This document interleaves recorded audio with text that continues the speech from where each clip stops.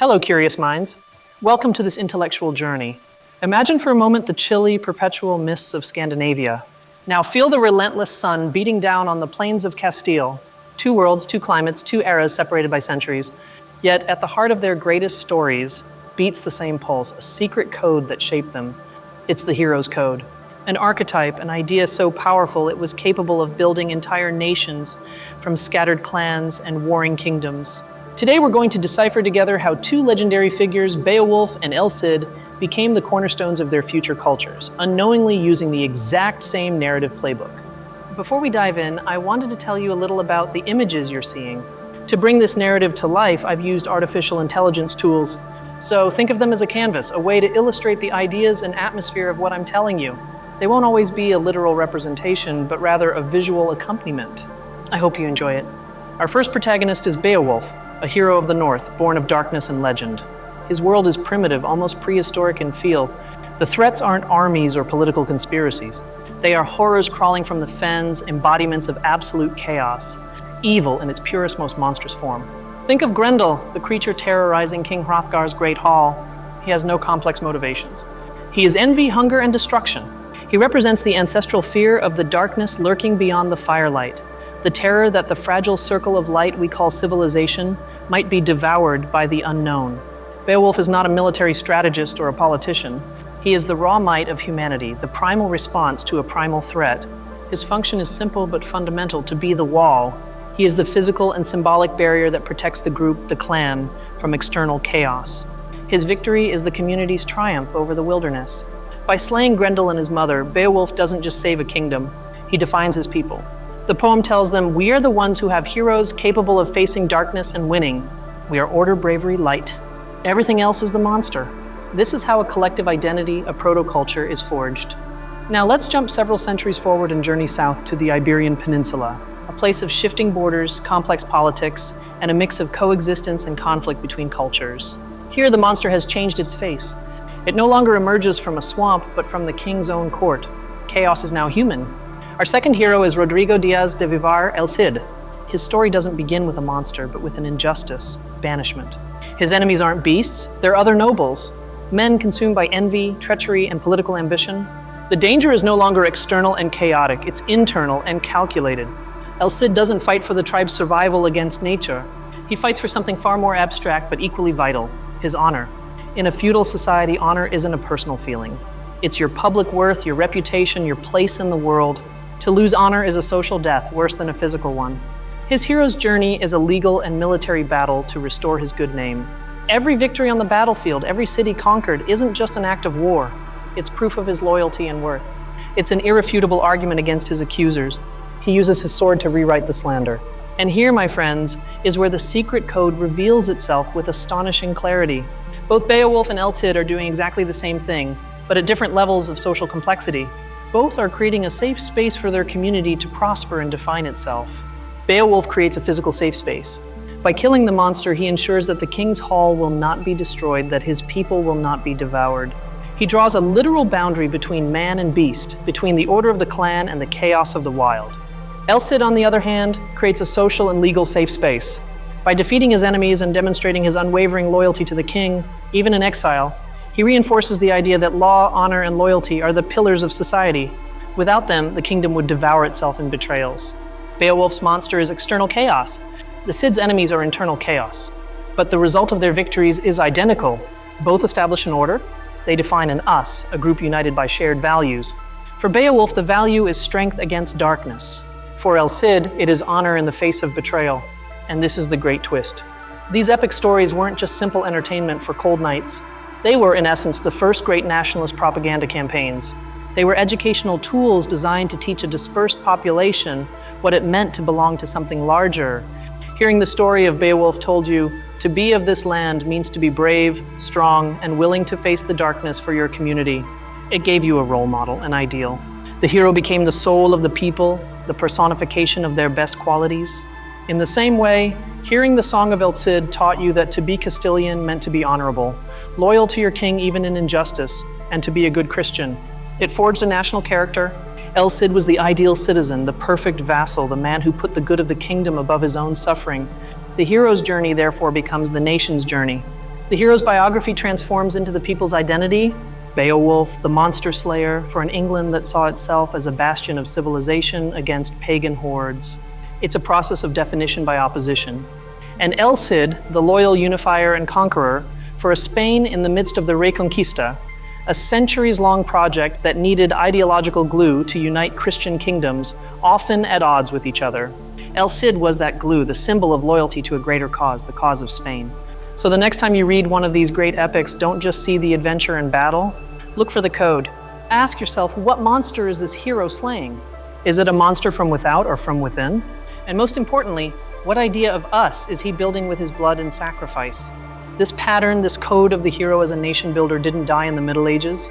We see it repeated again and again throughout history, from Captain America in the United States to revolutionary heroes in Latin America. The formula is simply too powerful to be forgotten. The hero defines the values of the tribe, sets the boundaries of what is acceptable and unacceptable, and gives us a common story to tell about who we are and why we matter. It's the foundational myth that every culture needs to feel united, to have a purpose. Beowulf taught us to fight the monsters of the night. El Cid taught us to fight the demons of our own nature. Both left us the same legacy. The idea that a community and nation is defined by the giants it chooses to face, whether they are flesh and blood or spirit. It's a code that continues to be written today in our movies, our books, and our modern legends. We continue to search for heroes who will slay our monsters and tell us who we are. Perhaps because deep down each of us fights our own battle against chaos, seeking our own honor. The hero's journey is not just a narrative structure. Researchers in comparative mythology, like the celebrated Joseph Campbell, demonstrated that it is a reflection of our own psychological journey. It's the map of the human soul projected onto a grand screen, a screen large enough to found a civilization. Think about it for a moment. The call to adventure, the refusal of the call, the meeting with the mentor, the trials, the ultimate ordeal, the reward, and the return. This cycle isn't just the plot of Beowulf or El Cid. It's the cycle of growing up, of facing a problem at work, of overcoming a personal loss. What the medieval epic poets did was take this universal psychological map and give it a political application. They took the journey of the individual and turned it into the mission of a collective.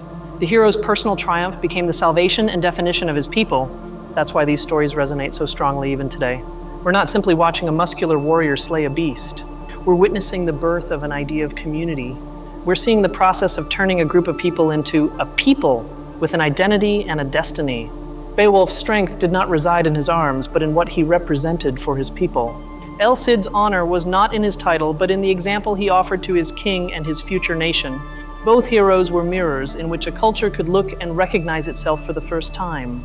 The swamp monster Grendel symbolized barbarism, the uncivilized. Beowulf's victory was proof that his people, the Danes and the Geats, belonged to the world of order, of illuminated halls, not to that of primitive darkness. It drew a clear cultural line. Meanwhile, the Cid's enemies, the Counts of Carrion, represented internal corruption, the nobility failing in their duty, valuing wealth above honor. The Cid's victory over them was an act of national purification, a declaration of the values that should govern Castile. The epic therefore functioned as an unwritten constitution. It didn't establish laws on paper, but rather etched moral principles into the collective consciousness through exciting stories. It was a far more effective way to teach civic duty than any treaty or royal edict. These poems were recited in courts and plazas. They were the popular culture of their time. Every time a minstrel sang of El Cid's exploits, he was, in practice, giving a lesson in patriotism, in how to be a good Castilian. He was building Spain, verse by verse. The epic hero thus becomes the first citizen, the foundational archetype. His actions define the moral playing field for everyone else. Beowulf says, "This is how brave we must be." El Cid says, "This is how loyal we must be." They are the standard by which the nation's virtue will be measured. It's fascinating how adaptable this code is. For a tribal culture fighting to survive in a hostile environment, the hero is a physical warrior like Beowulf. For a more complex society grappling with betrayal and political unity, the hero is a moral and legal warrior like El Cid. The type of monster a culture chooses for its hero reveals a lot about that culture's deepest fears. The Anglo-Saxons feared annihilation by external forces. The Spanish kingdoms feared disintegration by internal conflicts. The hero is always the medicine for the most feared ailment. Even the way they die is significant. Beowulf dies fighting a dragon, a final battle against the external monster, securing the treasure for his people. His death is a final sacrifice for the physical survival of his community. It's a tribal ending, protective to his last breath. El Cid, according to legend, wins his last battle after death. His body, tied to his horse Babieca, leads a charge that terrifies his enemies. His legend transcends his life. His honor and his symbol are so powerful that they continue to fight for Spain. It's a death for history, for the eternal nation. Beowulf's death is the end of an era of heroes. El Cid's death is the beginning of the era of a nation inspired by its hero. One closes a cycle of survival, the other opens a cycle of national identity. Both fulfill their function perfectly within the code. Studies in the sociology of literature confirm that foundational narratives are crucial for social cohesion. Without a common story, a nation is just a collection of individuals in a territory. The epic provides that story, that emotional glue that binds strangers together. Let's consider the geography. Beowulf operates in undefined spaces, mythical swamps, underwater caves. It's a geography of imagination, of fear. El Cid, in contrast, fights in real places in Spain, Valencia, Burgos, Castile. His deeds are inscribed on the map, claiming territory not only militarily but also narratively. The Song of El Cid is in fact an act of poetic cartography. By naming rivers, castles, and cities, the poem integrates them into a national narrative. It transforms a simple landscape into a homeland, a stage for the glory of its hero and, by extension, its people. Beowulf, lacking such concrete geography, constructs a mental homeland. The homeland is wherever the king's hall is, wherever order reigns. It is a portable idea of civilization, not tied to a specific place, but to a set of values defended by the hero. It's the mindset of a migratory people. Thus, we see how the code adapts to the state of development of each culture. For the Anglo-Saxons still defining their space, the hero creates a conceptual refuge. For the Spanish, already fighting for a defined territory, the hero sanctifies and unifies it with his actions. The language also reflects this evolution. The poem of Beowulf is full of dark, violent, elemental language. It speaks of blood, bones, and marshes. It is the language of survival. It is direct, brutal, and powerful, like the struggle it describes. The Song of El Cid, though also warlike, introduces a new dimension. The language of law, of honor, of strategy, of family. There is mesura, a quality of self-control and dignity. El Cid is a hero who thinks, who plans, who cares for his daughters. He is a hero of a more structured society. This linguistic and thematic shift is crucial. It shows the transition from a warrior culture to a citizen culture. Bravery is no longer just the physical strength to kill a monster. Now it is also the moral fortitude to endure exile, to maintain loyalty, to forgive. The hero's code, then, is not static. It is an algorithm that evolves with the society it serves. The input is always the same, a threat to order.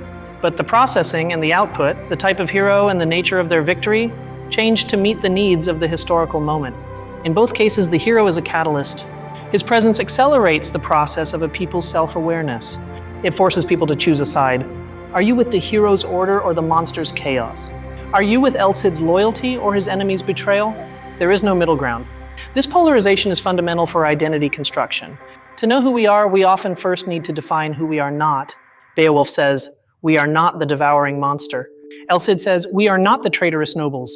It is a form of identity construction by negation. The hero's victory is, therefore, the victory of one definition over another. It's the moment when a people agree and say, "This is what we value. This is the ideal we aspire to." The epic poem is the notarized record of that social agreement. What's incredible is that this process, which seems so grand and planned, likely arose organically. Poets and minstrels simply told the stories that most moved their audience. And the stories that move us most are those that touch upon our deepest fears and aspirations. The hero's code is viral by nature. It survived and spread because it was useful. Useful for kings who wanted to inspire loyalty, useful for warriors seeking a model of valor, and useful for common people who needed a story that made sense of their world and their place in it. Beowulf and El Cid are just two stellar examples of this global phenomenon. We could find similar patterns in Homer's Iliad, in the Epic of Gilgamesh in Mesopotamia, or in the Ramayana from India. Each culture generates the hero it needs to solve its existential equation. The fight against external chaos, like Beowulf's, is typical of creation myths and cultures in their formative stages. It is humanity's struggle against an overwhelming and terrifying nature. The hero is the one who brings fire, who slays the beast, who makes the world habitable. The fight against internal chaos, like El Cid's, is characteristic of more mature civilizations. Societies that have already mastered their physical environment and now face a greater challenge, mastering themselves. Corruption, injustice, and civil war become the new monsters. The hero, then, is a cultural thermometer. Show me your hero, and I will tell you what you fear most and what you long for most. The figure of the hero is a diagnosis of a society's health and concerns at a given moment in its history. Beowulf's legacy is the foundation of an Anglo-Saxon consciousness, an identity forged in the struggle against adversity. It is the bulldog spirit, the tenacity in the face of a hostile world. This echo resonates throughout British history, from the Spanish Armada to Churchill's speeches. El Cid's legacy is the idea of Spain as an entity unified by honor and faith, a project that transcends regional loyalties. It is the basis of the ideal of the Spanish knight, an archetype that would influence Hispanic culture for centuries, even in the New World. Therefore, these poems are not dusty relics. They are the identity documents of two of the most influential cultures in the Western world. Reading them is like accessing the source code of a nation to understand its fundamental operating values. The next time you watch a superhero movie, apply this filter. What is the monster? An alien invasion representing external chaos like in Beowulf? Or is it an ideological conflict, a corruption of the system reflecting the internal chaos of El Cid? You'll see the code is still active. The universality of this heroic journey is proof that, despite our superficial differences, human societies face the same fundamental problems. All cultures need order, cohesion, and a sense of purpose. And all, at one point or another, have turned to the figure of the hero to achieve it. The hero is not necessarily the strongest or the smartest. He is the person who embodies the solution to the most pressing problem of his time. He is a symbol in motion, an idea made flesh. That's why their stories are immortal, because problems change, but the need for a symbolic solution is eternal. In the misty north or the sunny south, the mechanism is the same. Identify the chaos, personify it in an enemy, present a champion who embodies the opposing values, and narrate their victory as the foundational triumph of the community. It is the art of mythopoiesis, the creation of myths, in service of sociopoiesis, the creation of societies. The study of literature, then, becomes a form of cultural archaeology. We don't unearth bones or pottery, but the fundamental beliefs, fears, and aspirations that shaped civilizations. Epics are the fossils of a nation's dreams. When the minstrel sang, "God, what a good vassal, if only he had a good lord," referring to El Cid, he wasn't just telling a story. He was launching a subtle political critique and, at the same time, establishing the ideal to which both vassals and lords should aspire. He was literally tuning the soul of his nation. And when the Beowulf poet described the joy in Heorot's hall after Grendel's defeat, he was painting a picture of the earthly paradise achieved through courage and sacrifice. He was giving his audience a vision worth fighting and dying for. Both poems are an exercise in collective imagination. They invite the audience to imagine themselves as part of something greater, nobler, and more enduring than their own individual lives. They invite you to be, in your own way, a little like Beowulf or a little like El Cid. The building of a nation is above all a narrative project. Before borders, armies, and laws, there must be a story that answers the questions: who are we? Where do we come from? And where are we going? The epic hero is the protagonist of that first and most important story.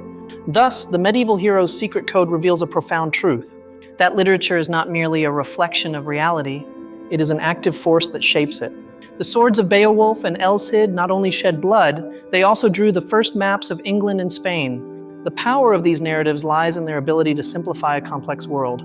They reduce a society's existential anxieties to a clear struggle between good and evil, order and chaos. And in that clarity, people find comfort, direction, and a reason to unite. The figure of El Cid, for example, served to unite the diverse Christian kingdoms of the peninsula. Leonese, Castilians, and Aragonese could see themselves reflected in his figure, fighting for a common cause. He was a transregional hero at a time when one was desperately needed. Beowulf, for his part, provided a shared origin myth for the Germanic peoples who had settled in England. It gave them an ancestral story, a connection to a heroic past that legitimized their presence in this new land.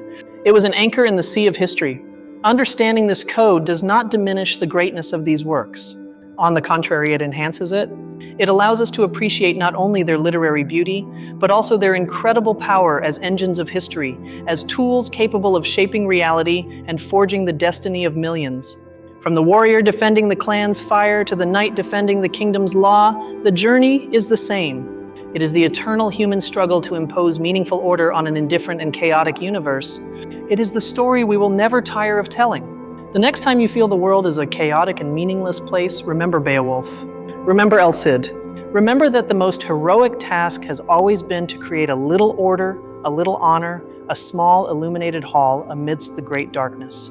In summary, the medieval hero's journey was the narrative strategy that transformed clans into cultures and kingdoms into nations. Beowulf established physical order against external chaos, while El Cid defended social order against internal chaos, revealing a universal code for building a collective identity. Thank you so much for joining me on this deep dive and for your insatiable curiosity. It has been a true pleasure exploring these worlds and unraveling together this secret code slumbering in the heart of Western literature.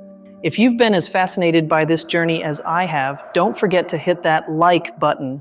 And most importantly, subscribe to the channel so you don't miss our next explorations into the great secrets of history and literature. Your support is crucial for me to continue creating this content. And now I turn to you. What other hero, ancient or modern, do you think fits into this nation-building code? Perhaps King Arthur? Or a hero from your own country? Leave your theory in the comments below. I'd love to read your thoughts.